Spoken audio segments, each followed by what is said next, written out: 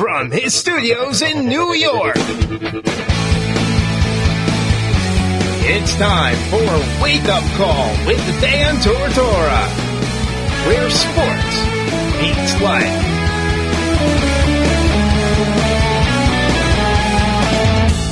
Here's your host, Dan Tortora.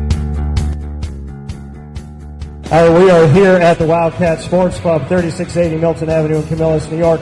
We are also live on Facebook.com/LiveNowDT. This is Wake Up Call with Dan Tortora. We are here every single month representing West Genesee and their sports programs. We're here today with the West Genesee boys lacrosse team, and I'm very excited here. Mike Sarakos is here with us for the first time. Anthony Dattellas just didn't have enough. He had to come back for another sport. We have Coach Shaun here with us as well of lacrosse, and of course I'm Dan Tortora. So can you give your gentlemen here a round of applause and show them some love here today? Show them some love.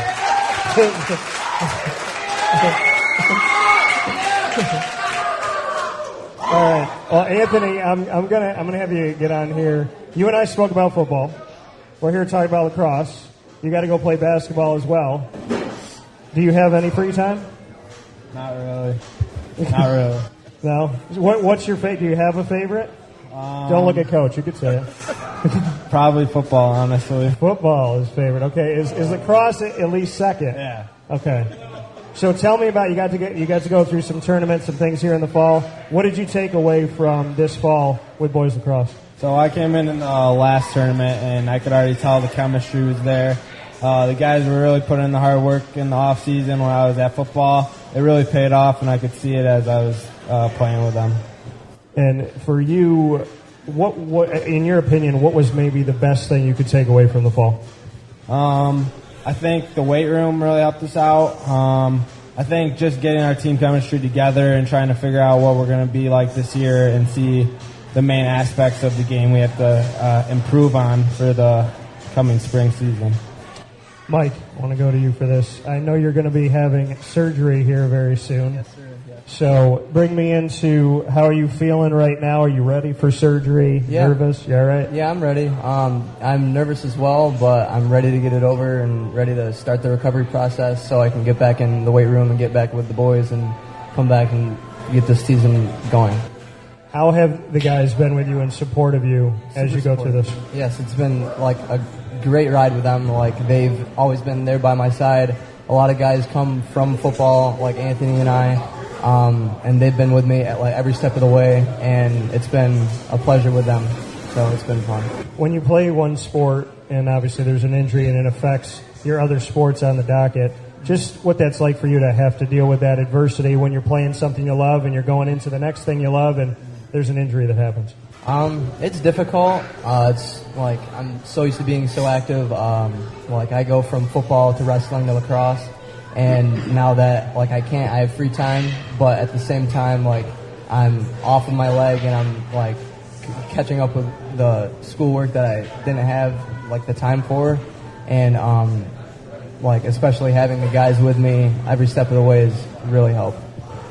What can you say about maybe the family of West Genny, and do you feel like you've learned what that family means more now that you've gone through this and that you're going through this? Yes, family for West Genny is a big, huge community that's behind us all the time with all the games, all the matches, everything from hockey, football, lacrosse, basketball, anything. They're always there, and having them behind me, I wouldn't want anybody else in the state of New York to be behind me other than West Genny.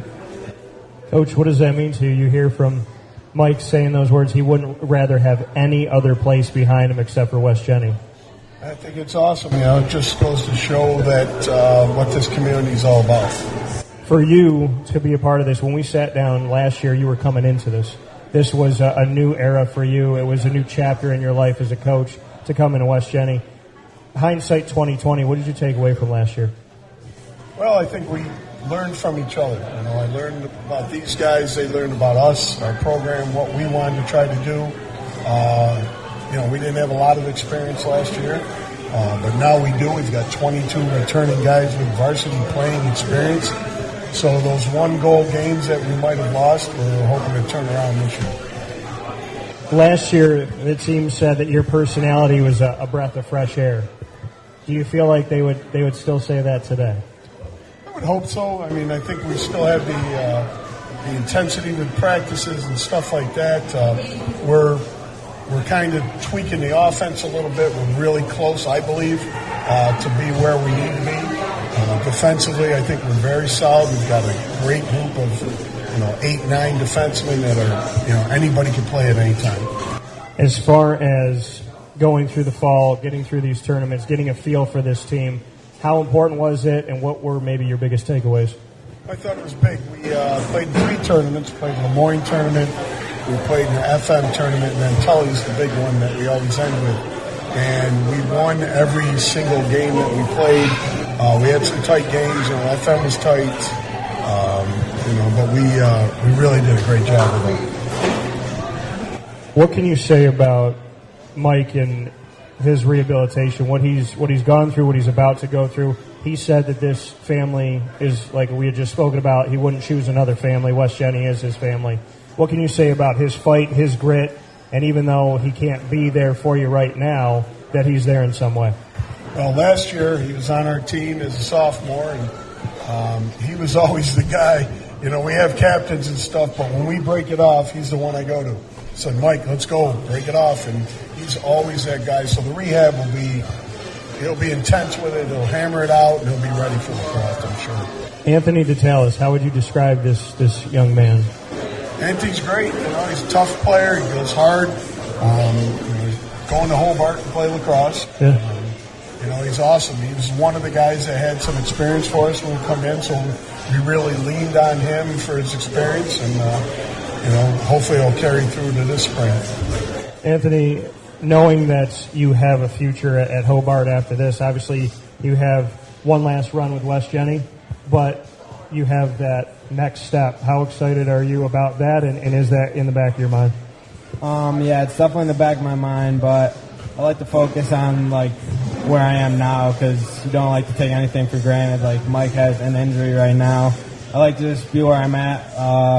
I'm definitely excited to have a future for me at Hobart, but I'm really excited to be with my high school friends and have one last season together. I know that Anthony has to get to a scrimmage, so we're going to jump right into rapid fire before we have some other guys up here. So, Anthony, I'm going to keep with you on this one. Who is your favorite personality as a coach? Joe Corley, Fred Kent, or Shaun Smith? I'd have to say Coach Smith. Why? I didn't really work much with Coach Corley in actual practice because he sticks with most of the linemen. That was more of Mudge's job, but Coach Kent, this is my first year with him, so I'm just getting know his personality. So I'd say Coach Smith because I've had the longest relationship with him. Probably. All right, fair enough. Mike, I'm going to go to you on this one. I'm going to ask you this. What about this injury? What can you say you've learned the most going through this adversity? What has adversity taught you?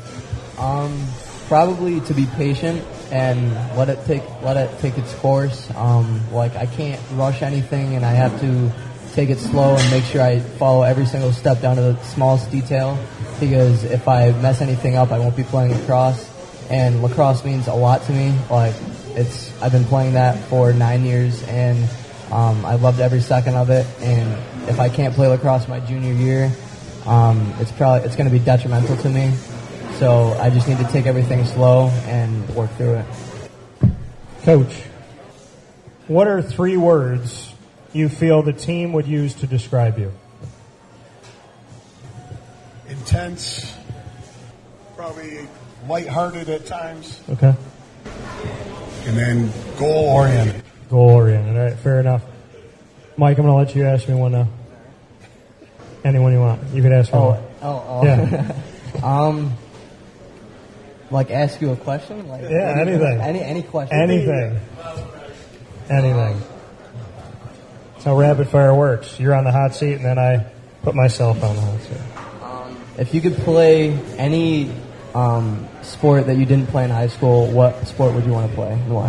If I could play any sport I didn't play in high school, I would say, being Italian and Hispanic, I should have played soccer because I coached soccer after I finished up college, and I just started, messing around with it and whatnot. And there's a reality to sometimes it's like something in your blood. Right. So I had never played before, and then I just started messing around on the soccer field. I'm like, I probably should have went back in time and played this a little bit. Yeah. All right, Anthony, what's your question for me?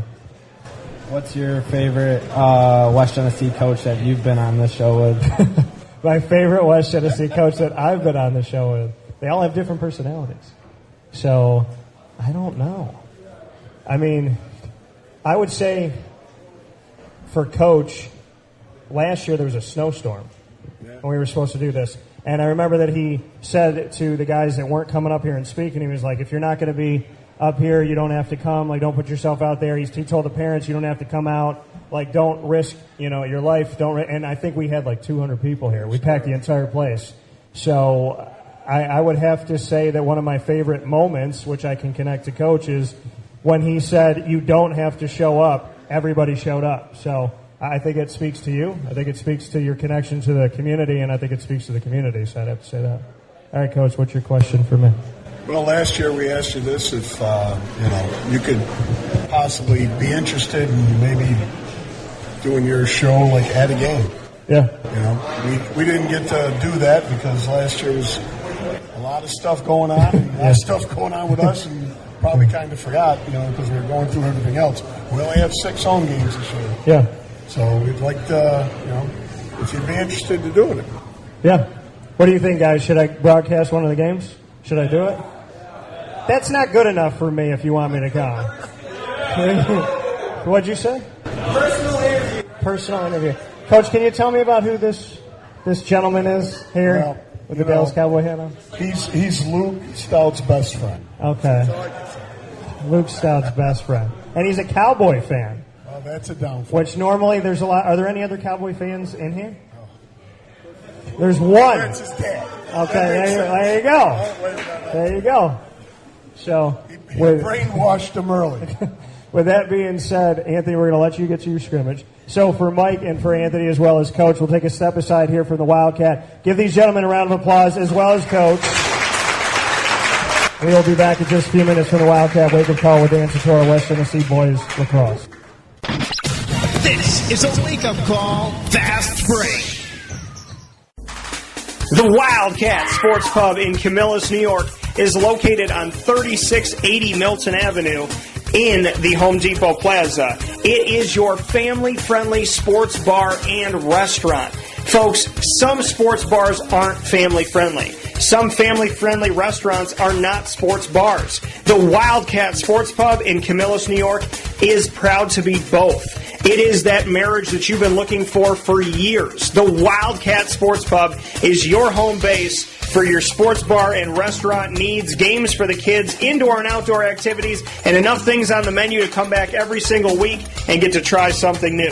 They're open Sundays from noon to 8 p.m., Monday through Wednesday, 11 a.m. to 11 p.m., and Thursday through Saturday from 11 a.m. to midnight. For reservations and party information, call 315-487-2222 for the Wildcat family-friendly sports pub and restaurant.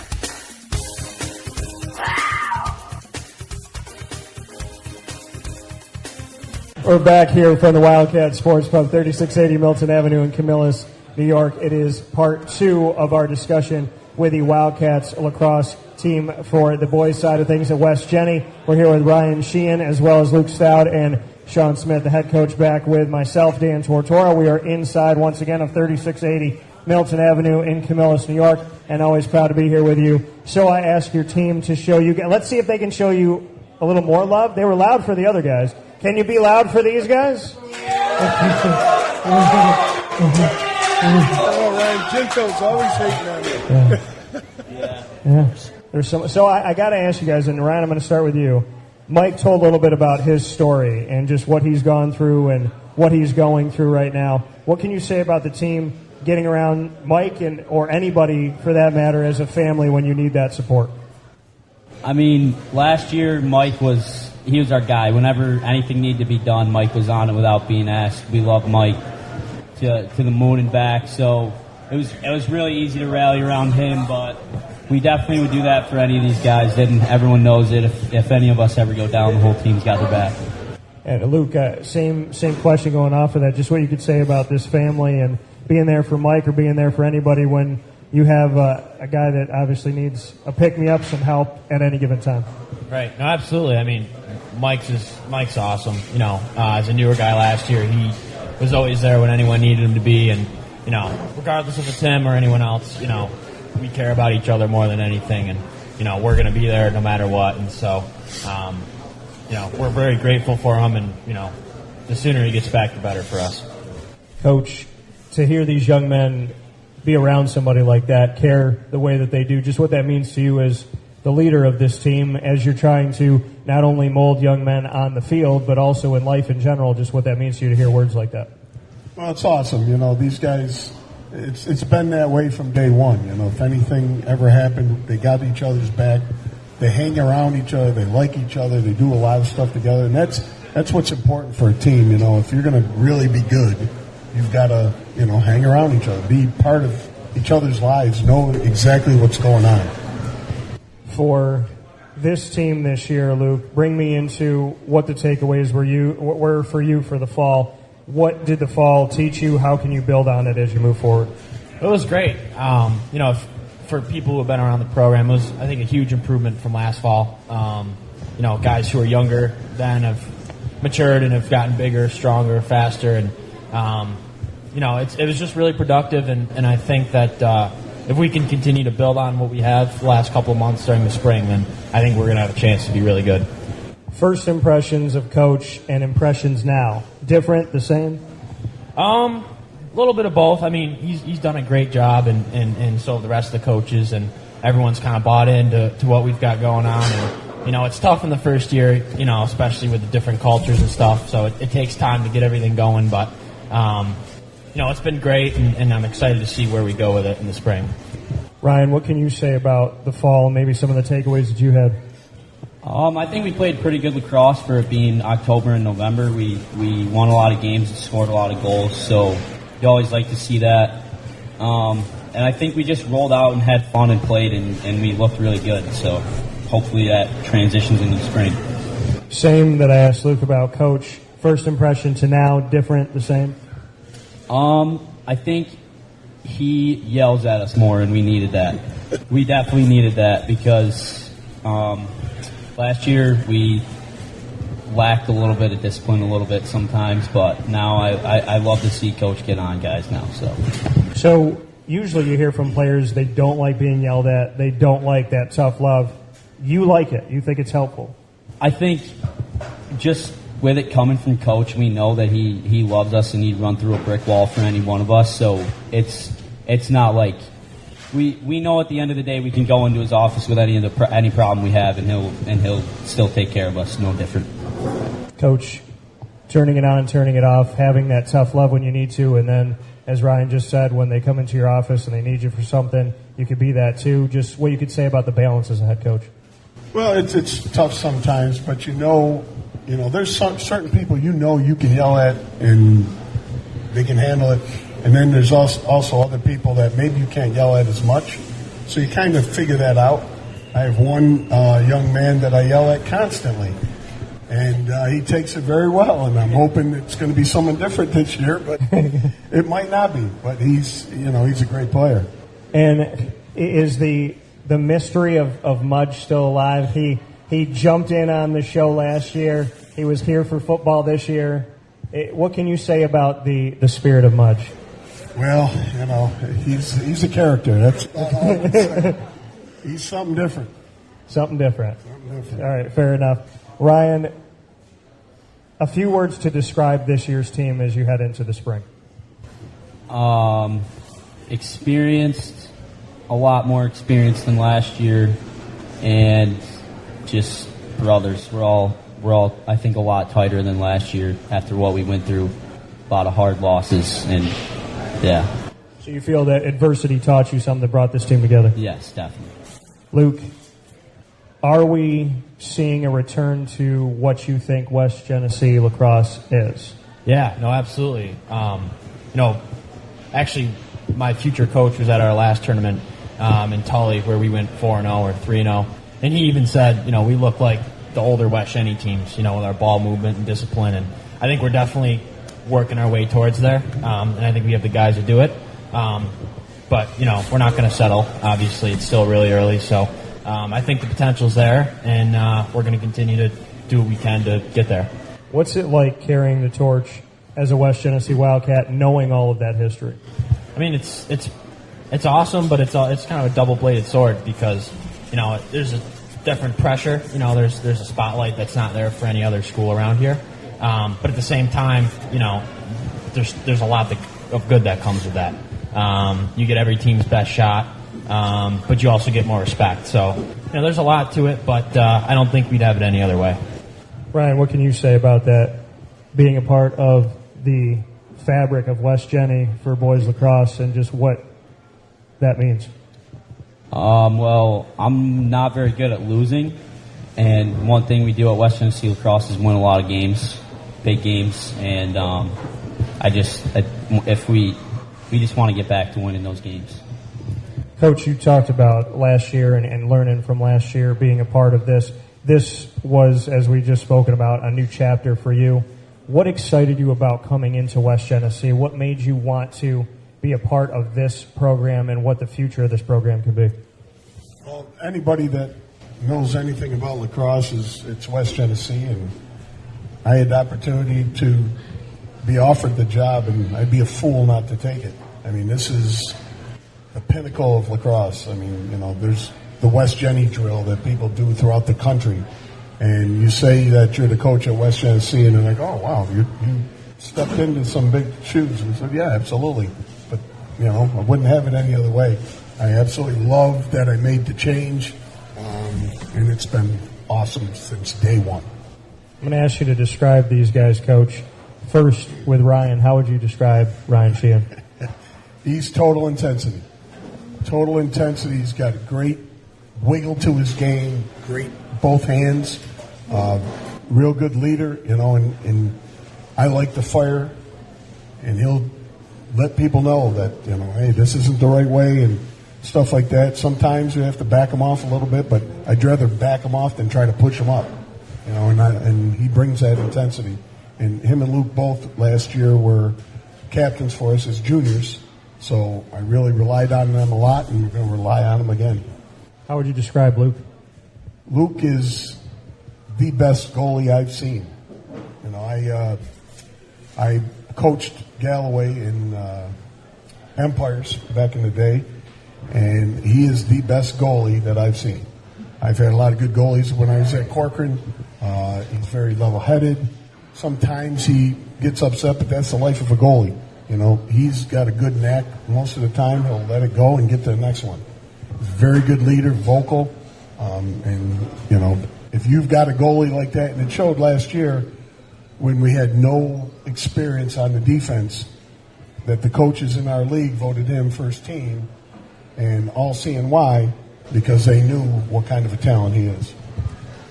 Ryan, you hear Coach say that he's got to, if anything, pull you back, never has to push you forward. He just has to ask you maybe a little bit less. That's got to be a good thing to hear from a coach. Yeah, definitely. I mean, I wouldn't want him to say that I don't care or that I'm lazy, so yeah. Do you feel that you have it's always 110% intensity and sometimes you got to pull back a little bit? I definitely, I leave practice sometimes. I'm like, probably shouldn't have said that one sentence with some choice words in it, but... Does someone drive you home? You don't get behind the wheel, right? Does somebody... No, I do drive home. Oh, okay. That's usually when I figure out what I... So no road rage, you relax. Yeah. Okay. Well, they're not correlated, but... I think everybody in Central New York has road rage. Yeah. I just think that's the way it is. Luke, Coach says you're the best goalie he's ever seen. Response. It's obviously really humbling. Coach has been around for a while and seen a lot of great players. So to hear that from him is, like I said, pretty humbling, especially being around guys like John Galloway, who I've watched my whole life and have kind of tried to model my game after. And, to hear that is definitely, like I said, humbling, and Coach has done a great job here. And, it's just cool. It's a cool moment. It's hot seat time. I'm going to stick with you, Luke, on this one. So, tell me the most eccentric, out-of-the-box personality on the team. Mudge. The answer to most things is Mudge right now. So why is Mudge the most eccentric? He just brings a different energy level. Whether it's before a game, after a game, today at lifting, he's just different, but in a good way. I think it's good for all teams to have that type of personality, and as him being another goalie, I kind of get a front row seat to it, which has its positives and negatives. But regardless, he's just a lot of fun to be around. Fair enough. Ryan, you could switch roles with any celebrity in the world. What celebrity do you switch lives with for 24 hours, and why? Dan Bilzerian. Why? He plays poker for a living. Okay. Is like a multi-billionaire. Okay. And if you follow his Instagram account, then you would know why. Okay. Okay, so you just shamelessly plugged him like you're a PR agent for him or something like that. All right, Coach. I kind of like that question for you now, Coach. If you could switch places with any celebrity for a day, who would you switch places with and why? Probably Will Ferrell. He's hilarious. Will Ferrell? Okay. I try to do what he does. All right. He's got a lot of money, obviously. All right, so you would try to be Will Ferrell for the day? For the day, yeah. Okay. I don't think I can do that well, but, You'll try. Give it a shot. Okay, fair enough. All right, Coach, you got a question for me. Go ahead. Well, we live in Syracuse. Yes, sir. Weather stunk last year. Mm-hmm. And the weather people here, I don't think they know what's going on. What's the prediction? I need it. It's the one job that you could get wrong 99% of the time and never get fired. Still get paid. Right. So I think that I'm kind of in the middle of the road right now. I want to say we're going to have a milder winter, but I feel like we're going to get hit at some point pretty intensely, and then it's going to back off a little bit. I think we're going to have like a tough 2 or 3 months and then maybe a little break, but I don't think it'll be as crazy as last year. We'll actually have a spring? Yeah, we'll have some type of a spring at some point. Perfect. For 3 days. All right, Luke, what's your first question for me? I would say, what's your favorite level of sports to cover? High school, college, pro? Oh, geez, that's tough. I cover, for football, for college, I cover on average 27 schools a week. So the ACC, Notre Dame, and the AAC. So it keeps me busy. But I would say doing this show it's different because I get to know those players and I get to know the coaches, but not like the entire team, right? Where here you get to know over the years, and when you guys play different sports, I get to see you again. Or, you talk to each other, and then somebody comes up with a question to come up here and stump me, which I don't like that you guys do that, but that's okay. But, no, there's always tough questions that come through here, and I'm kidding, bring it on. But, there's something about having the high school connection because this is my city. I mean, I grew up in Central New York. I grew up right here, and I came back here to start my business. So I would say I love every level, but the high school level, I get to see you guys now and get to see the young men and women in this community grow and move on either to continue sports or to do something else. And then when you guys come back and I get to interact with you after that, that's pretty cool. And a lot of the West Genesee players still keep in touch with me after they leave, which is pretty awesome. So it's definitely a good connection to have, and I appreciate you guys being here. All right, Ryan, what's your first one for me? Well, this isn't the question, but you're a Miami Dolphins fan, correct? No, I am not. I thought you were. Mm-mm. Jacksonville Jaguars. Jaguars. Okay. Yes. I'm not tanking for Tua right now. I was gonna ask if you're still tanking for Tua because of what happened last week. Isn't it funny how a team could lose that many games, be that bad, put their entire team out there like a yard sale, tank for one guy who just got hurt? Yep. It's like it's got to be terrible to be a Dolphins fan, but I'm a Jaguars fan, so I'm okay. All right. Do you have a Jaguars question? Yeah, Gardner Minshew. Yeah. Do you like it or no? I do. And I think that it was the best PR move they could have made when Jalen Ramsey was screaming in the corner, bouncing up and down like a child. Gardner Minshew was this big positive guy. And they could play into the whole, give fake mustaches and headbands and all that stuff. And they really found a way to use positive PR at a time where it could have gotten really ugly. And I think it saved the locker room. I think it saved, I know the team's not doing great, but I think that it helped them now and in the future. And I'll be down there very soon here to cover. They got 3 more home games. So I'll get to see what the locker room continues to look like. But I think it's better with Gardner, without Jalen. And I think we're going to have a tough problem on our hands because Nick Foles costs $88 million. So I don't know how you can keep that on the bench. Can I ask another one? Yeah, you can ask another one. You think they can build a team around him? I do. I think a guy that has grit and heart like Gardner, if he can minimize his turnovers and get rid of some of those mistakes, I like the offensive line. I think it's strong. Healthy Leonard Fournette's good. I think some wide receivers that have some now experience and maybe some other guys they can go out and get, and you can get another corner and build that up. But I think this team has a lot of good pieces.